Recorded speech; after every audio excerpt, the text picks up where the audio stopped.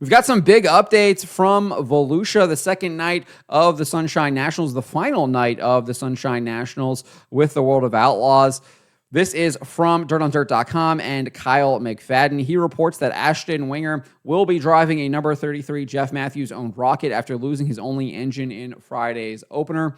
The engine blew up, and his number 12 car. I think it's the Jeff Matthews kind of. There's like a deal that they've got going on where he will be chasing the World of Outlaws. So it's good to see that he will be back in action in that number 33. Ricky Thornton Jr. He's not off to a good start this season. Now, obviously, it's really early, and the way the speed weeks work for both World of Outlaws and Lucas Oil, I think World of Outlaws takes 3 of 6, the best 3 of 6, and World of Outlaws is like 5 of 10 or something like that. I have to double check on that, but he's not off to the best start. You can see here he finished 22nd with the Lucas Oil Late Model Dirt Series at Golden Isles. I think he eventually parked it early. Still not sure exactly what happened as to why he parked that. And then at Volusia, he didn't even make the feature. Ended up finishing 10th in the second last chance qualifier race after he was involved in a pretty big accident there. So he will be going to a backup, and Tanner English will also be going to a backup car. He was involved in a nasty, nasty wreck. Frank Heckeness Jr. got sideways coming out of turn 4, completely perpendicular to the track. We saw some excellent driving from both, I think it's Brendan Smith and Jimmy Owens. They were able to quickly dodge Frank Heckeness as he was coming down the track. They moved up, got out of the way, but Tanner English just didn't have enough time to react, had nowhere to go, and plowed right into Heckeness's door. Significant damage to the front end of that car. So it's not surprising that he would be going to a backup. So those are your big updates here from dirtondirt.com.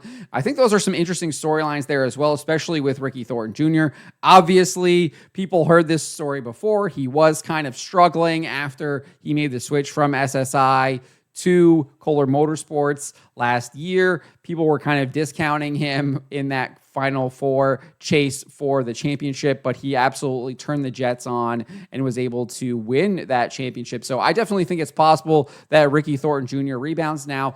Obviously, he's got a bunch of new crew there. He's still with Kohler, but he's got a new crew chief. He's got some other new crew guys. So there probably will be a little bit of a learning curve there before they really get things kind of hammered out and likely back to winning ways. And that might be what we're seeing right here. But I fully expect that team to rebound rather quickly and get back to those winning ways. It would really shock me if they don't. And we've seen some really good speed coming out of Jimmy Owens at Golden Isles. I mean, he had really good speed there, and that's his teammate. So I would not expect Ricky Thornton Jr. to not recover. I fully expect them to rebound from that.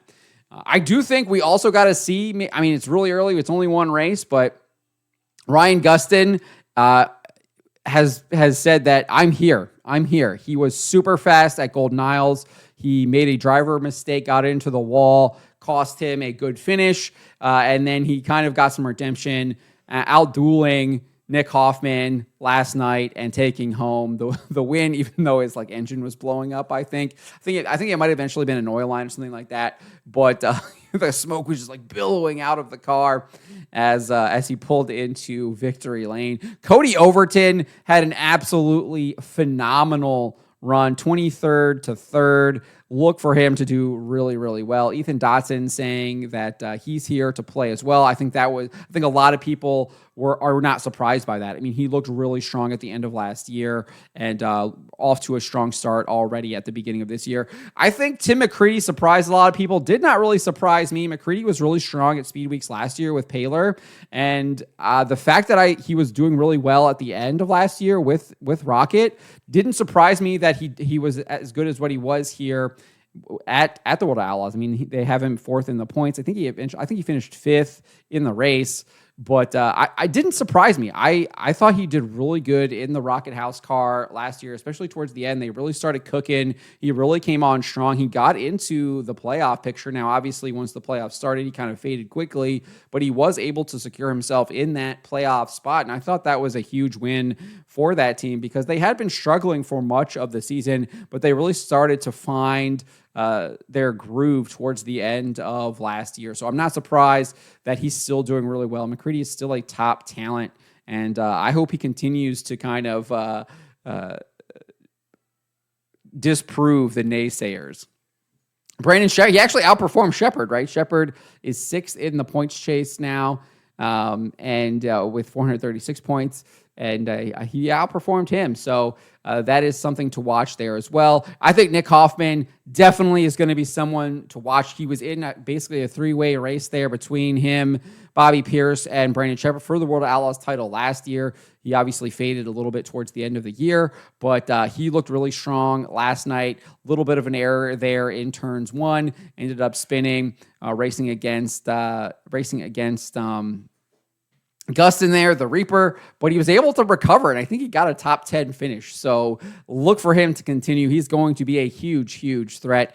And then one of the big other storylines is Bobby Pierce. Obviously, he won his heat race, won by a lot, was kind of up there in the beginning. But I think some of the restarts didn't go his way. He got stuck on the bottom, and when you get stuck, you wanted to be on the top for the most part. I know Hoffman made it work on one of the restarts, but for the most part, you wanted to be on the top, especially if you were deeper in the field.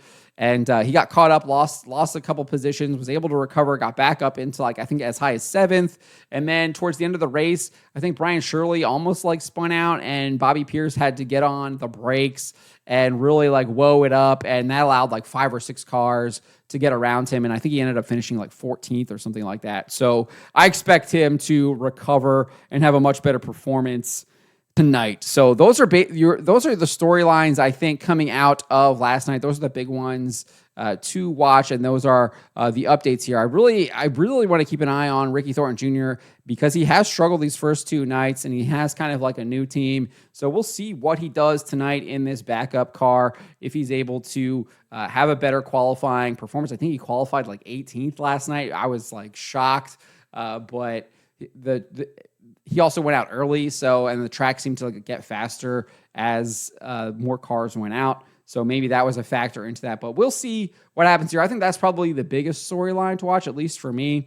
And then McCready. McCready, I think, is it doesn't surprise me, but I do think that should surprise a lot of people.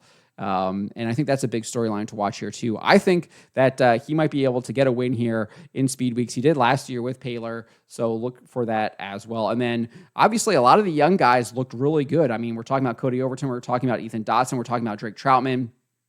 And we also can't count out Carson Ferguson. He had a really good qualifying run, had a really good heat race as well. So a lot of these young guys are looking really, really good and are primed, I think, to be threats this year and win a number of races. I think it might be tougher. It might be tougher than to do those 30 wins, as we've seen with Ricky Thornton Jr., with Bobby Pierce over the last couple of years, because I think the competition is just that much better now, at least after 2 races. The competition looks really stout, and I think we're in for a really, really good year of dirt late model racing. But let me know what you guys make of this. Let me know in the comments below.